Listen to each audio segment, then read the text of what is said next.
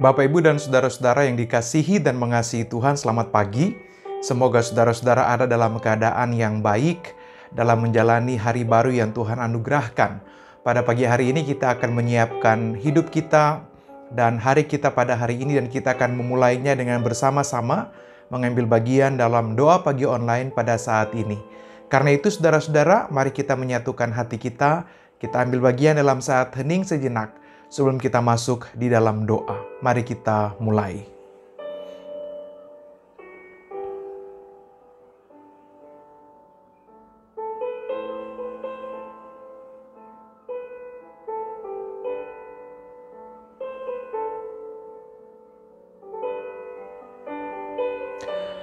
Tuhan Yesus Bapa yang baik, kami berterima kasih bahwa pada hari ini kami boleh bangun dalam segala keberadaan kami. Tidak peduli bagaimana pergumulan hidup yang sedang kami hadapi. Namun ketika kami boleh dibangunkan pada hari yang baru, bagi kami itu tanda bahwa Tuhan mengasihi kami. Dan itu berarti bahwa ada anugerah dan berkat yang Tuhan sediakan bagi kami. Karena itu teguhkanlah kami lewat perenungan firman yang akan kami terima pada hari ini, agar perjalanan hidup kami pada hari ini bukanlah sebuah perjalanan yang membuat kami ada dalam kehilangan akan Tuhan. Tapi perjalanan hidup kami pada hari ini menolong kami untuk terus mengalami perjumpaan dengan Tuhan. Supaya jejak-jejak hidup yang kami lalui, di dalamnya kami mengalami perjumpaan, kehadiran, dan cinta-Mu. Kiranya Roh Kudus menolong kami semua, agar berita firman yang kami terima pada hari ini boleh sungguh bermanfaat bagi perjalanan hidup kami. Dan tolong hamba-Mu sebagai alat dalam tangan Tuhan, kendalikan segala sesuatu yang ada padanya, agar apa yang disampaikan boleh sungguh berkenan di hadapan Tuhan. Dalam Kristus Yesus, firman yang hidup dan menghidupkan, kami sudah berdoa. Amin. Bapak, Ibu, dan saudara-saudara yang dikasihi dan mengasihi Tuhan, bacaan firman Tuhan bagi kita pada pagi hari ini diambil dari Kisah Para Rasul pasal 2. Kisah Para Rasul pasal 2 ayat 42 sampai 47. Dari Kisah Para Rasul pasal 2 ayat 40, Kisah Para Rasul pasal 2 ayat 42 sampai ayat yang ke-47. Mereka bertekun dalam pengajaran rasul-rasul, dalam persekutuan, dalam memecahkan roti dan berdoa. Ketakjuban melanda semua orang, sebab rasul-rasul itu mengadakan banyak mujizat dan tanda. Semua orang yang percaya tetap bersatu, dan semua milik mereka adalah milik bersama. Dan selalu ada dari mereka yang menjual harta miliknya, lalu membagi-bagikannya kepada semua orang sesuai dengan keperluan masing-masing. Dengan bertekun dan sehati, mereka berkumpul tiap-tiap hari dalam bait Allah.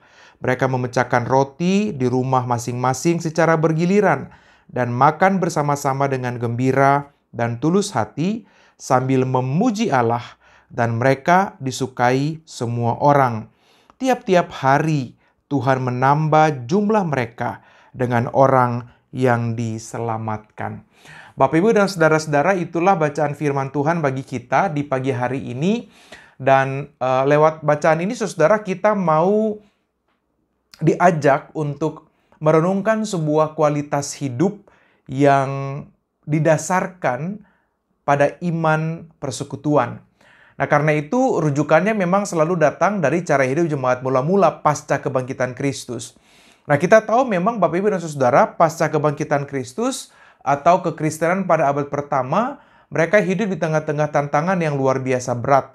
Mereka ada pada sebuah situasi di mana iman pada Kristus adalah sebuah ujian atau adalah sebuah pergumulan yang luar biasa, sebab mereka dikejar-kejar oleh Yudaisme pada waktu itu, oleh orang-orang Yahudi, atau juga mereka menghadapi sebuah tekanan yang luar biasa karena harus menyembah kaisar, sementara mereka hanya ingin menyembah pada Allah dalam Kristus saja, dan karena itu tantangannya menjadi sesuatu yang tidak mudah bagi mereka. Namun menariknya Bapak, Ibu, dan saudara, kita menemukan sebuah gambaran yang indah, meneguhkan, tentang bagaimana hidup di tengah-tengah pergumulan sebagai orang percaya, tidak membuat kualitas hidup orang-orang Kristen abad pertama ini luntur atau menjadi sesuatu yang buruk. Karena itu kita menemukan di sana teks kita berbunyi tentang cara hidup jemaat yang pertama, dan ini berbicara tentang bagaimana orang-orang Kristen yang pertama ini atau jemaat yang pertama ini mereka membangun kehidupan persekutuan. Paling tidak Bapak Ibu dan saudara-saudara, kita menemukan ada dua prinsip utama. Yang pertama, orang-orang Kristen abad pertama atau orang-orang Kristen pertama, jemaat Kristen yang pertama, mereka hidup dalam kehidupan ritual yang bagus. Apa yang kita temukan di sana, Bapak Ibu dan saudara-saudara? Dikatakan di sana bahwa mereka bertekun dalam pengajaran rasul-rasul, dalam persekutuan, dalam memecahkan roti, dan berdoa. Jadi artinya kita menemukan sebuah gambaran kehidupan di mana hidup persekutuan dalam ritual keagamaan orang-orang Kristen pertama itu dibangun di dalam sebuah sistem atau dalam sebuah kehidupan yang bagus. Mereka bertekun di dalam doa, mereka ada dalam persekutuan, dalam pengajaran para rasul.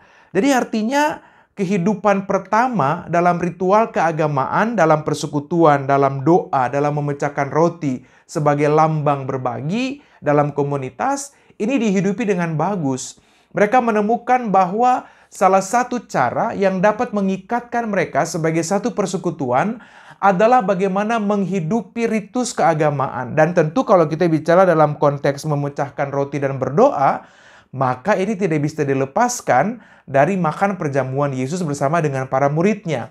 Artinya dia bisa menjadi sebuah simbol teologis, simbol ritual, tapi juga dia bisa menjadi sebuah simbol sosial. Dalam teks ini Bapak Ibu dan Saudara, kita menemukan bahwa orang Kristen pertama atau jemaat Kristen pertama, mereka betul-betul membangun hidup dalam persekutuan dengan sungguh. Mereka membangun hidup dalam ritus keagamaan dengan baik. Kita menemukan bahwa ritus keagamaan yang mereka bangun bukan semata-mata sesuatu yang legalistik formal.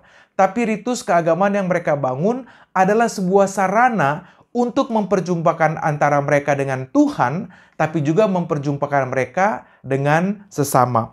Mereka tekun dalam pengajaran para rasul, dalam persekutuan, dalam memecahkan roti dan berdoa. Jadi mereka bertumbuh dari dalam, mereka bertumbuh dari dalam bagian-bagian yang inti dari kehidupan persekutuan. Pengajaran, persekutuan, memecahkan roti atau perjamuan, dan berdoa. Nah, Bapak Ibu dan saudara-saudara, menariknya bahwa jemaat pertama tidak hanya hidup dalam pertumbuhan ritual saja. Mereka tidak hanya fokus pada ritus keagamaan, tapi teks-teks selanjutnya menunjukkan kepada saudara dan saya bahwa mereka juga bertumbuh di dalam kehidupan sosial. Baik di antara mereka, tapi bagian akhir juga mengatakan bahwa mereka disukai oleh semua orang.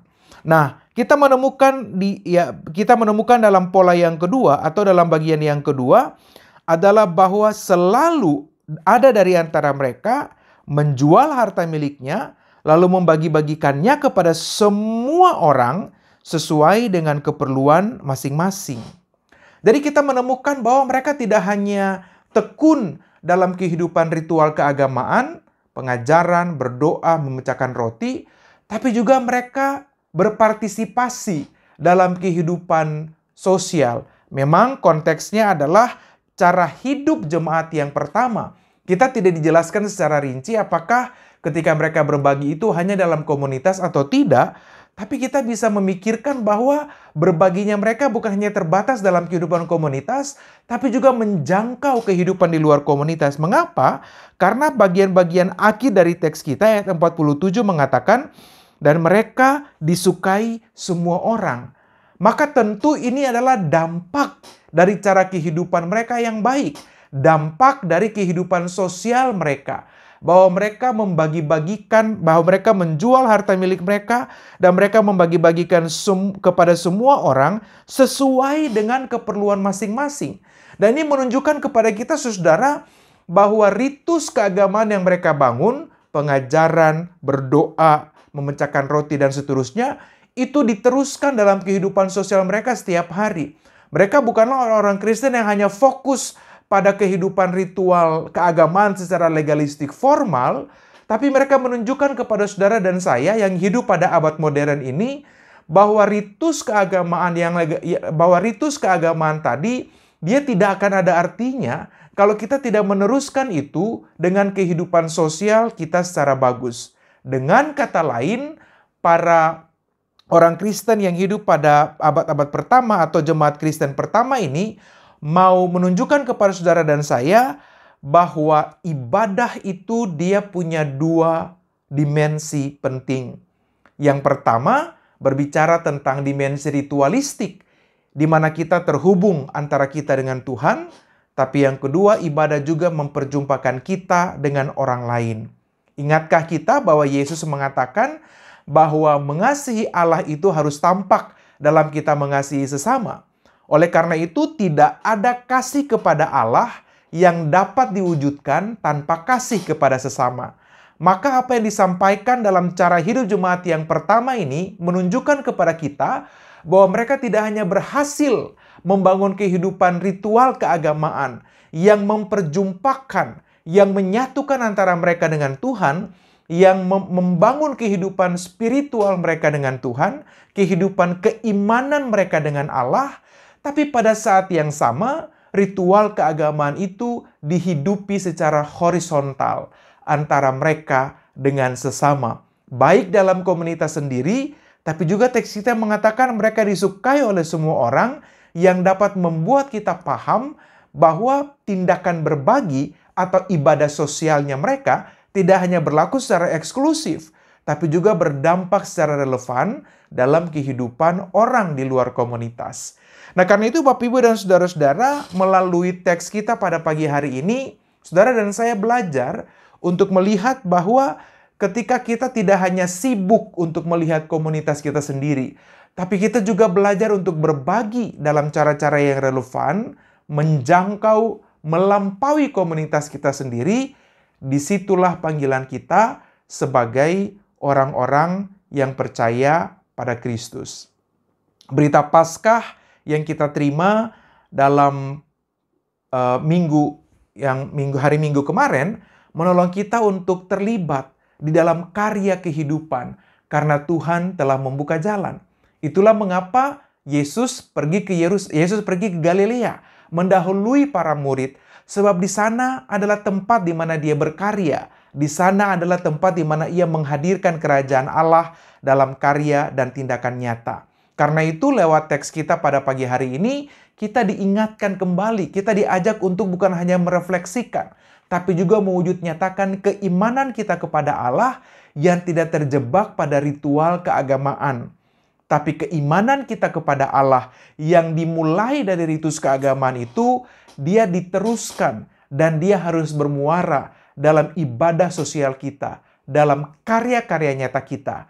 Kalau orang-orang yang ada dalam Alkitab yang kita baca pada hari ini, orang-orang Kristen pertama, jemaat mula-mula, mereka melakukan itu dengan menjual harta miliknya, lalu berbagi kepada orang lain sesuai dengan kebutuhan masing-masing. Maka dalam hidup pada dunia modern ini, saudara dan saya, Tuhan berikan ruang yang begitu kreatif untuk melakukan karya-karya nyata lebih lanjut dalam kehidupan kita. Mungkin bagi orang tertentu, mereka bisa membagi-bagikan berkat lewat persembahan uang atau sembako atau memberikan makan kepada orang lain. Kepada orang yang lain mungkin saudara dan saya Tuhan berikan ruang untuk menghadirkan karya Kristus lewat tindakan-tindakan di dunia pendidikan atau juga di dalam kehidupan dengan orang-orang yang dapat kita jangkau dalam berbagai cara dan bentuk. Ya, dalam cara yang lain mungkin saudara dan saya bisa membantu orang lain dalam kadar dan kemampuan kita masing-masing ketika Tuhan menghadirkan orang-orang yang bergumul dalam kehidupan kita. Kepada orang yang lain mungkin Tuhan memberikan kesempatan kepada saudara dan saya menjadi pendengar yang baik. Kepada orang yang lain boleh jadi karya saudara dan saya adalah menghadirkan pemikiran yang kreatif supaya pada akhirnya bisa diwujudkan dalam tindakan-tindakan pelayanan lebih lanjut. Kepada orang yang lain mungkin Tuhan menghadirkan kemampuan untuk meneguhkan, memberikan pengharapan, memberikan motivasi kepada orang lain. Jadi pendek kata saudara-saudara, kepada setiap kita, Tuhan memberkati dengan berbagai macam karunia untuk berkarya di dalam dunia. Yang mau difokuskan dalam teks kita pada pagi hari ini bahwa iman kepada Tuhan tidak bisa dikungkung hanya dalam sebuah praktek ritus keagamaan. Tapi iman kepada Tuhan, lebih lanjut lagi, iman akan Kristus yang telah bangkit itu, dia harus diwujudkan bukan hanya di dalam tindakan-tindakan ritus keagamaan, tapi juga di dalam ibadah sosial kita, dalam karya-karya nyata, di mana Tuhan hadirkan saudara-saudara dan saya. Dan itu bisa terjadi di berbagai konteks, di rumah, di lingkungan masyarakat di mana kita ada, di kantor di mana kita bekerja, atau di tempat-tempat usaha kita, atau di perjalanan manapun yang Tuhan hadirkan saudara-saudara dan saya, dan memperjumpakan kita dengan orang-orang yang sungguh-sungguh membutuhkan. Nah, karena itu Bapak, Ibu, dan saudara-saudara, firman Tuhan pada hari ini sebenarnya mau mengajak kita supaya masing-masing kita bertanya dalam diri kita masing-masing, apa yang masih dapat saya lakukan di tengah-tengah situasi orang yang sungguh-sungguh bergumul. Oleh karena itu, mari kita berdoa supaya Tuhan lewat kuasa Roh Kudus-Nya menggerakkan hati kita ketika memang ada orang-orang yang sungguh patut dan layak untuk saudara dan saya tolong. Kiranya Tuhan menjadikan kita alat dalam tangannya untuk menghidupi ibadah ritual kita dalam ibadah sosial setiap hari, supaya kehadiran saudara dan saya boleh menjadi berkat bagi kehidupan secara relevan. Maka mari kita membuka mata kita, membuka telinga kita, dan membuka batin kita untuk melihat mereka yang Tuhan hadirkan atau yang Tuhan bawa untuk kita tolong. Bagaimana caranya? Tentu saudara punya cara-cara kreatif yang telah Tuhan persiapkan. Maka yang dibutuhkan dari kita adalah hati untuk memberkati kehidupan orang lain. Saya selalu mengatakan, kalau kita punya niat untuk menolong, maka Tuhan akan buka 1001 pintu. Tapi kalau kita nggak punya niat untuk menolong, maka pada akhirnya satu pintu pun yang Tuhan buka kita akan tutup. Atau bahkan pintu-pintu yang Tuhan buka, kita akan tutup. Karena itu kiranya Tuhan memberikan kepada saudara dan saya hati yang begitu sensitif untuk melihat orang-orang yang patut dan layak kita bantu secara relevan. Kiranya firman Tuhan menolong saudara dan saya supaya kita tidak hanya menjadi orang-orang Kristen yang beriman secara ritual keagamaan, tapi kita juga menjadi orang Kristen yang bertumbuh dalam iman lewat karya-karya nyata di dalam kehidupan. Tuhan menolong dan Tuhan memberkati kita. Amin. Saudara yang dikasihi dan mengasihi Tuhan, mari kita bersatu di dalam doa. Tuhan Yesus, terima kasih kalau pagi hari ini kami diingatkan supaya tidak terjebak untuk hidup di dalam iman ritualistik. Kami belajar dari Kristus yang bangkit, yang terus berkarya, mengarah ke Galilea, ke tempat pelayanannya, untuk terus menghadirkan karya-karya nyata, supaya iman kami betul-betul diwujud nyatakan di dalam karya-karya yang real. Kami berdoa, kiranya kami tidak hanya cakap di dalam ibadah ritual, tapi kami juga mampu meneruskan itu dalam ibadah sosial kami setiap hari. Karena itu Tuhan karuniakan kami mata yang tajam, telinga yang mendengar, dan hati yang cerah untuk melihat setiap orang yang layak dan patut kami bantu. Kiranya Tuhan karuniakan kami hati yang terus bergetar untuk melihat kebutuhan-kebutuhan orang-orang yang kami dapat bantu secara relevan, supaya pada akhirnya kami boleh memperjumpakan orang dengan Kristus lewat berbagai tindakan kasih yang Tuhan percayakan kami untuk melakukannya. Kami tahu di sekeliling kami ada begitu banyak mereka yang membutuhkan, dan kiranya panggilan kami boleh terarah pada cara-cara kreatif untuk menolong dalam sebagaimana apa yang dapat kami mampu untuk lakukan. Kami berdoa Tuhan taruh dalam hati kami hati yang penuh dengan cinta kasih Kristus, supaya lewat itu kami dapat mewujud nyatakan dalam hidup kami. Kami berdoa menyerahkan setiap tantangan dan pergumulan umat Tuhan yang bergumul dalam sakit, dalam pemulihan yang ada pada persoalan-persoalan kehidupan. Kiranya Tuhan meneguhkan dan Tuhan memampukan. Dan Tuhan juga boleh pakai kami sebagai alat dalam tangan-Mu untuk juga boleh menjadi berkat bagi kehidupan mereka. Kiranya firman Tuhan pada hari ini menolong kami supaya kami boleh terus menghadirkan Kristus dalam cara-cara yang real, dalam setiap konteks di mana Tuhan hadirkan kami. Kiranya kami boleh menjadi alat kecil dalam tangan Tuhan untuk menghadirkan jejak-jejak Kristus yang penuh kasih dimanapun Tuhan hadirkan kami. Terima kasih Bapa di surga. Ini semua kami mohonkan di dalam kehendak-Mu, dan biarlah dalam kehendak-Mu itu juga kami mampu untuk menjadi berkat bagi kehidupan orang lain. Kami bawa doa dan pengharapan iman kami hanya di dalam nama Tuhan Yesus Kristus, Juru Selamat kami yang hidup.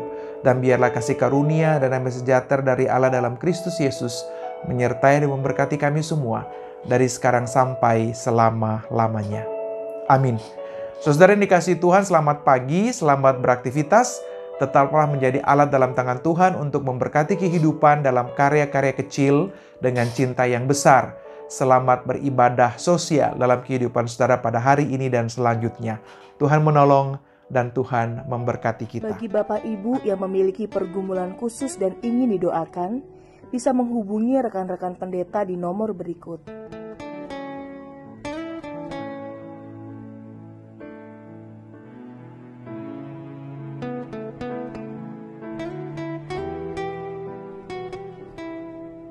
Tuhan Yesus memberkati.